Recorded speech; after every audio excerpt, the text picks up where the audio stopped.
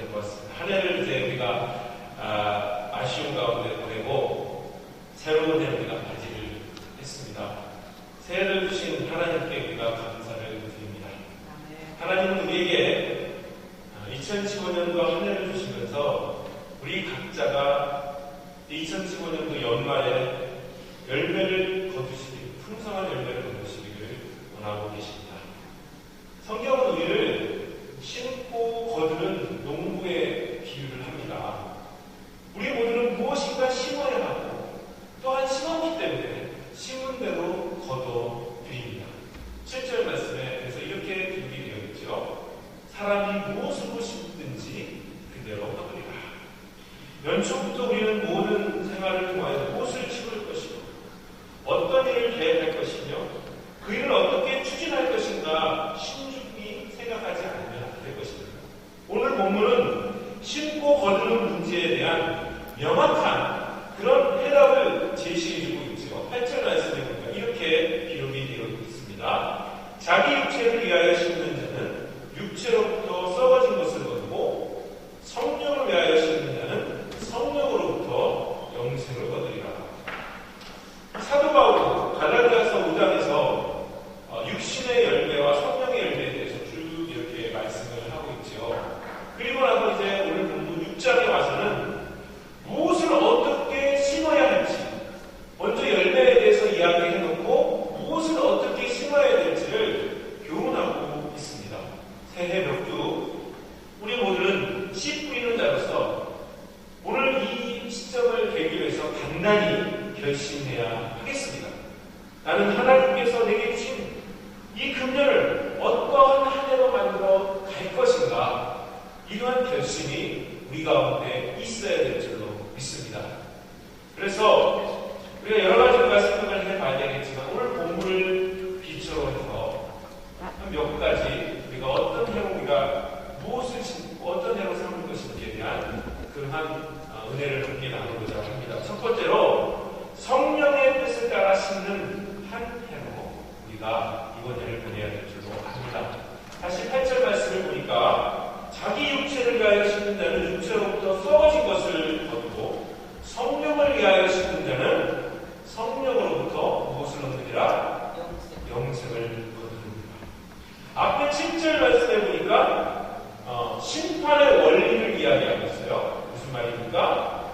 심은 대로 거둔다 라는 원칙을 이야기하고 있고 8절에는 이러한 원칙을 실제로 이렇게 적용을 하는데 서로 상반되는 그러한 케이스로 적용을 시키고 있는 것을 볼 수 있죠. 무엇입니까? 바로 육체를 위하여 심는 것과 성령을 위하여 심는 것, 이 두 가지를 서로 대조하고 있는 것을 볼 수 있습니다. 여기서 자기의 육체를 위하여 심는 자, 곧 자기 육체에 씨를 뿌리는 자는 육신을 쫓는 자를 의미합니다. 그런 육신의 일을 생각하고 육신에 져서 육신대로 사는 그런 사람들인 것입니다. 반면에 성령을 위하여 심는 자는 곧 성령의 씨를 뿌리는 자, 영을 쫓는 자로서 영의 일을 생각하고 영으로서 몸의 행치를 그렇게 죽이는 그런 사람들을 우리가 성령을 쫓는 자다, 이렇게 표현해 볼 수 있겠죠. 따라서 이처럼 전혀 반대되는 두 밭에 씨를 뿌린 두 사람은 나중에 당연히 전혀 다른 열매를 각기 거두게 될 것이고 5장에 이미 그것을 말씀해 주고 있더라고요. 그것을 요약하자면 전자는 육체로부터 썩어진 것, 곧 영원한 죽음을 거두게 될 것이고 후자는 성령으로부터 영생을 거두게 될 것이다 라는 것이 갈라디아서의 주제인 것이죠.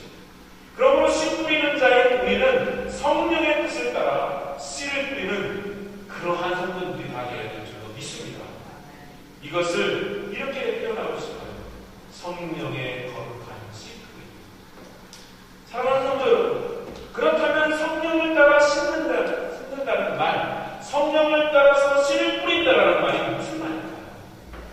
이것은 하나님과의 관계에서 이루어지는 생각들이나 모든 일들을 이야기하는 거예요. 하나님께 드리는 우리의 기도, 성도들이 함께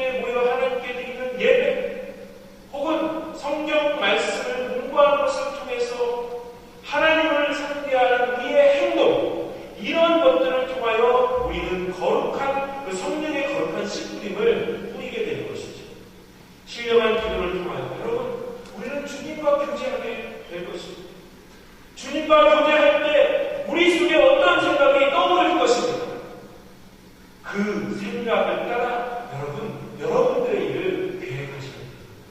그게 생기는 것입니다. 신령과 진정한 예배를 통하여, 특히 예배 중에 설교 말씀을 통하여 우리에게 주시는 하나님의 음성을 여러분들은 듣게 될 것입니다. 그리고 거기에 따라 어떤 일을 작정하게 될 텐데, 그렇게 뿌려지는 것, 그게 바로 성경을 따르시는 것입니다. 성경 말씀을 연구하고 묵상하는 가운데 주시는 말씀에 따라 어떤 일을 결정합니다. 이런 것들이 성령을 따라 심는 성령의 거룩한 씨입니다. 이렇게 말씀을 드릴 수 있는 것이죠. 성령을 따라 심는 것은 종국적으로도 궁극적으로도 아름다운 영생의 열매를 거두게 하시는 겁니다.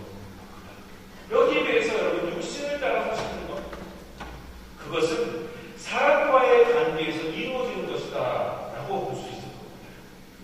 여러분, 사람과의 관계에 발생하는 것들이 무엇입니까? 부정적인 것들이 있죠. 시기, 질투, 정욕, 감정의 여러 문제들은 성령의 어떤 간섭함이 없다면 우리를 제 가운데로 몰고 가게 되고, 따라서 그 결국은 멸망이 기다리고 있을 성도의 마음속에 성령의 거룩한 씨뿌림이 한시도 떠나서는 안 된다라는 말씀입니다. 한 여객선이요, 심한 폭풍으로 항구를 이끌고 헤매다가 어느 무인도에 난파되었습니다. 승객들이 머리를 모아서 아무리 의논을 해도 이 무인도를 빠져나갈 방법이 없는 거예요. 난파된 배 주위를 살펴보니까 다행히 몇 달 동안 먹을 식량과 씨앗이 있더라고요. 그들은 사흘날까지 살아야 했기 때문에 씨앗을 심기로 결정을 하고 땅을 파는 거예요. 열심히 땅을 파는데 여러분, 황금 덩어리가 나오는 것입니다. 그들 모두는 씨앗 뿌리는 것도 잊어버리고 그 황금을 캐는데 온 그 무인도를 동분서주하기 시작합니다. 몇 달 후 황금은 산더미같이 쌓였고 그들은 누구나 할 것 없이 다 지쳐 있었습니다. 그런데 설상가상으로 그들이 위해 있었던 그 식량도 바닥이 나갑니다. 그제서야 정신을 차리고 씨앗을 뿌리려고 했지만 때는 이미 늦고 말았습니다. 훗날 그들 모두 황금더미 옆에서 굶어 죽은 시체로 발견되었다는 얘기가 있습니다. 누런 더미를 쌓는 것이 사는 일이 아니라는 것을 이야기하는 것이죠. 여러분, 미래는 심어요. 믿음의 씨앗을, 회개의 씨앗을, 기도의 씨앗을, 사랑의 씨앗을, 나눔의 씨앗을 먼저 심어야 될 줄로 믿습니다. 그래야 내일이 있는 것입니다. 사도행전 13장에 보면 초대 안디옥 교회의 선교사 활동을 하는 매우 인상적인 장면이 나와 있죠. 그 교회의 소수 지도자들은 성령의 뜻을 따라 씨를 심어서 훌륭한 선교의 열매를 맺은 아주 좋은 본보기로 우리들에게 잘 알려진 그러한 내용입니다. 사도행전 13장 2절에서 3절 말씀을 보니까 이런 말씀이 있어요. 주를 섬기고 금식할 때에 성령이 가라사대 내가 불러 시키는 일을 위하여 바나바와 사울을 따로 세우라 하시니 이에 금식하고 기도하고 두 사람에게 안수하여 보내드리라. 당시에 여러분, 바나바와 사울은요, 안디옥 교회의 대표적인 그러한 목회자들이었는데, 이들을 선교사로 보낸다는 것은 그 교회의 상황을 우리가 고려해 봤을 때 쉬운 일은 아니었을 것이라고 우리가 상상이 되어집니다. 그렇지만 이 결정은 철저하게 주를 섬겨 금식할 때 그때 성령의 지시를 받고 했던 것이었습니다. 상황은 아니었지만 주님의 뜻대로 한 거예요. 그랬을 때 여러분, 놀라운 그런 선교의 놀라운 역사를 일으켰다. 불과 5명이 모여서 기도회를 하는 가운데 일어났던 일이었고, 이제 이것이 성령의 거룩한 씨뿌림이 되었어요. 여러분 생각해 보십시오. 그 복음이 아시아와 유럽 전역으로 복음이 퍼져나가는 그런 계기가 바로 이 안디옥 교회에서 있었다는 사실. 안디옥 교회 지도자들은 성령의 뜻을 따라 심었고 그 엄청난 결실을 거두게 되었다는 겁니다. 사랑하는 성도 여러분, 지난 성도의 없은 예배 때 새해의 계획을 세우시면서 고요히 기도하는 가운데 여러분 성령의 뜻을 구하실 줄 압니다.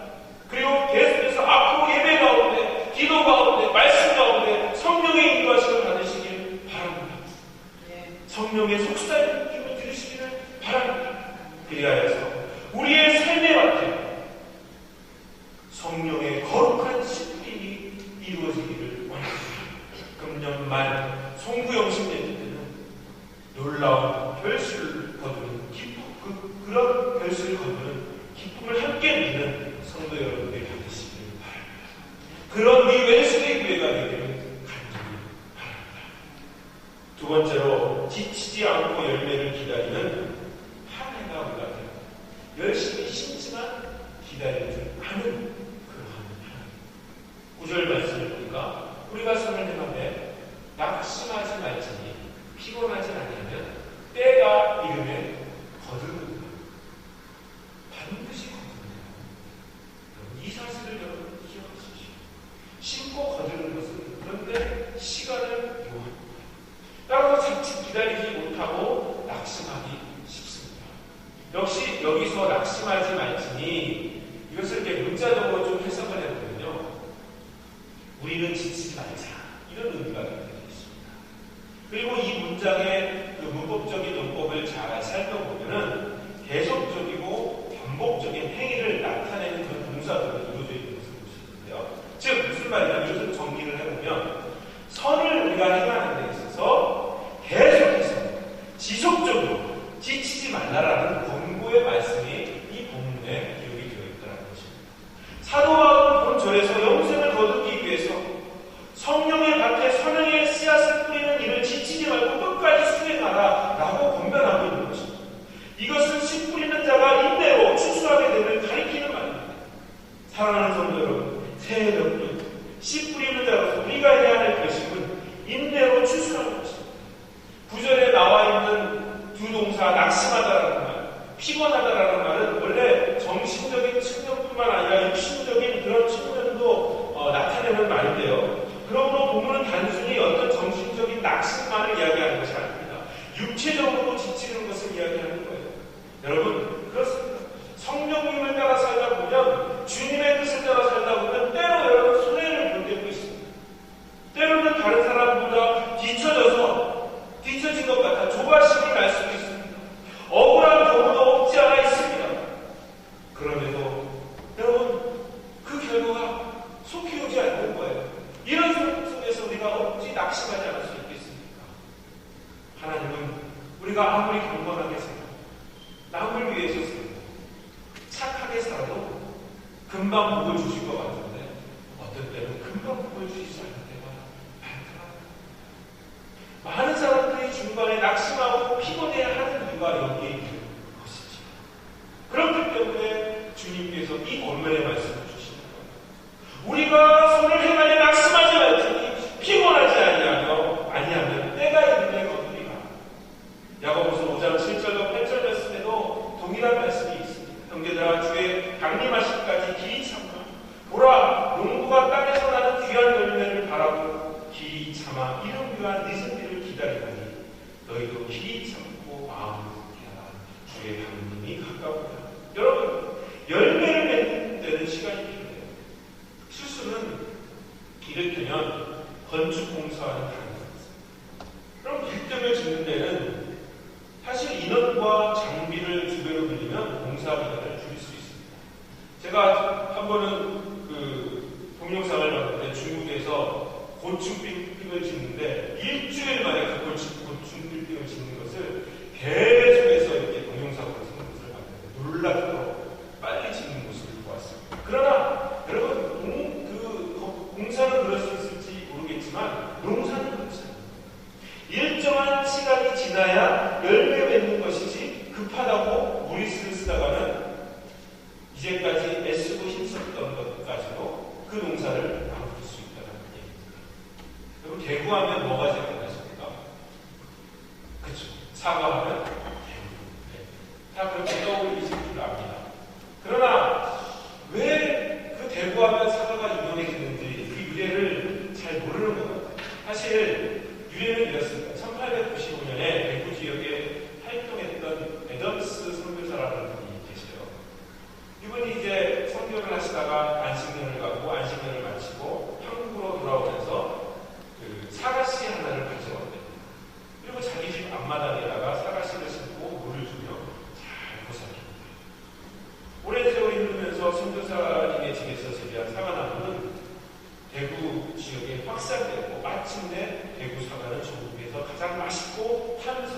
그러한 사과로 정평이 나게 된 것이죠.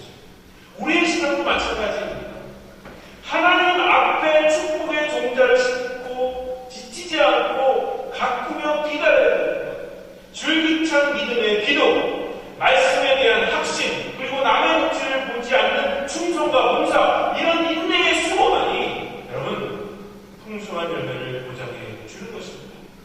유럽이나 미국에는 교회당이 많죠. 예배당이 많습니다.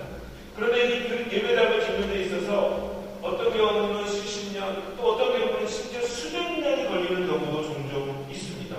엄청난 걸작품들은 이런 과정을 거쳐서 탄생하게 되는 것이죠. 하나님의 거룩한 진리에서, 복음의 세계에서는 우리 모두가 지치지 않고 인내로 기다리는 것이 무엇보다도 필요하다는 사실입니다. 하지만 안타깝게도 성도님들 중에는 선을 행함에 있어서 너무도 쉽사리 낙심하는 그런 분들이 있더라는 것입니다. 선행에 대한 결과가 효과가 나타나지 않는 조바심을 내기도 합니다. 자신들이 이렇게 이상한 것을 안다면 고마워하는 것이 당연한 것이 아닌가 하며 투영을 하기도 하고 실망하기도 합니다. 그날 거두려고 하는 이 조급함 때문에 성도들이 많은 일을 그르치게 되는 경우가 많습니다. 그래서 히브리서 기자는 이렇게 우리에게 강변을 하죠. 1절 2절 말씀, 히브리서 12장 1절 2절 말씀에 인내로서 우리 앞에 당한 경주를 경주하며 믿음의 주요 또 온전케 하시는 예수를 바랍니다. 여러분, 전도를 예를 들어보십시오. 전도를 예를 들어보자면 한 영혼에게 복음의 신을 들으십시오. 그 영혼이 거듭나서 성숙해 가기까지 각고의 노력이 소요가 됩니다. 하루아침에 이루어지는 것이 아니라는 것입니다. 너희는 길이 참고 마음을 이것이 우리에게 주시는 하나님의 말씀이신 것입니다. 사랑하는 성도 여러분, 제 첫 주일을 맞이하는 감회가 예상한 것이 많아요. 제가 홍보 연수님을 들으면서 아까도 잠시 말씀드렸습니다만 우리 교회와 우리 성도님들 가운데 정말 많은 좋은 일들이, 많은 축복의 역사들이 있을 것이라는 그런 확신이 왔습니다. 그리고 지난 성도적 공신예배 밤에 다짐했던 그런 결심들을 우리가 떠올려 봅니다. 그리고 매일 그것을 새롭게 하기 위해서 노력을 해야겠다 하는 그런 마음입니다. 하나님께서 우리 모두에게 이 새해를 신고 거두는 한 해로 선물해 주셨다라는 이 사실을 항상 기억하십니다. 오늘 이 말씀을 좀 우리가 기억하며 살 필요가 있을 것 같아요. 설교를 들으면 다음 주에는 다 잊어버리죠. 잘 압니다. 심지어는 저도 그래요. 제가 무슨 소리입니다. 몇 주가 지나면은 잊어버릴 때가 있습니다. 그런데 이 말씀만큼 우리 성도님들이 꼭 기억했으면 좋겠습니다. 이 한 해를 우리가 잘 심어보자. 거룩한 것을 심어보자. 성령을 따라서 심어보자. 라는 그러한 결심을 하고 이 말씀을 좀 기억해 주셨으면 합니다. 주님께서 나의 생명 한 해 여러분 연장해 주셨다라고 여러분 이 한 해를 생각해 보시길 바랍니다. 언제 주님 우리의 목숨을 앗아갈지 몰라요. 그런데 2015년 또 주셨잖아요. 우리에게 기회를 주신 거예요. 이 한 해를 주님을 위해서 심을 수 있으시길 바랍니다. 먼저 나에게 성령의 거룩한 식품이 있는가 살펴보십시오. 금년 한 해는 여름 때부터 성령을 따라 심는 한 해가 되도록 단단히 결심하십시오. 기도와 예배와 말씀 생활을 통해 성령께서 주시는 생각을 예민하게 받으시고 영적으로 예민해지시고 그리고 그 생각을 따라서 열심히 나가십시다. 성령께서는 우리 교회와 우리 이웃들을 위하여 선한 일, 착한 일을 하도록 끊임없이 우리를 인도하시는 것입니다. 반드시 거기에는 그렇게 하시도록 하는 이유가 있을 줄로 믿습니다. 그리고 그렇게 하도록 우리를 도와주실 줄로 믿습니다.